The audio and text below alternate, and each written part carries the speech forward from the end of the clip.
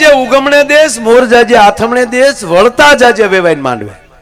આ બેનોએ કેવી ભલામણ કરી કે મોર તું ઉગમણે દેશ જાજે, આથમણે દેશ જાજે, અને બે દેશમાં જઈને વળતા વેવાઈને માંડવે જાજે, સીધો વેવાઈને માંડવે નો જાતો. શું કામ?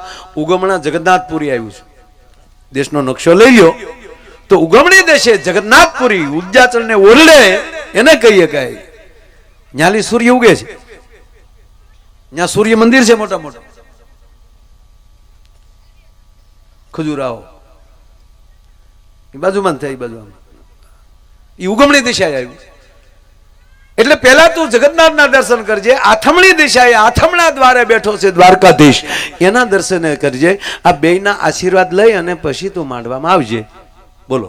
અને મારી માવુએ દક્ષિણમાં જવાની બિલકુલ ના પાડી, લીધું જ નહીં. આમાં ઉત્તર દક્ષિણની સખત મનાઈ કરી. ત્યાં તો દીકરા ઉગમણો જ આથમણો જાય ને વળતા સીધો માંડવે આવ્યો જાય, પછી ઓતર દક્ષિણ જતો નહીં. શું કામ? એને ખબર હતી આપણી માવુને દક્ષિણમાં દીવ આવ્યું છે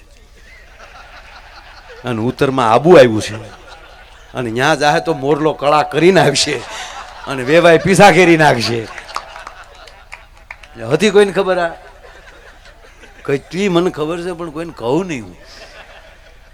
એટલે સીધું મોરને કીધું ઉગમણો આથણો વેવાઈને માંડવે.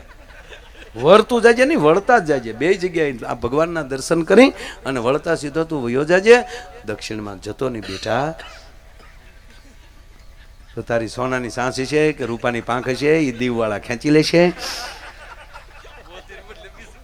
અને મોતી ચણવાને બદલે તું ઝીંગાસણી ના આવી.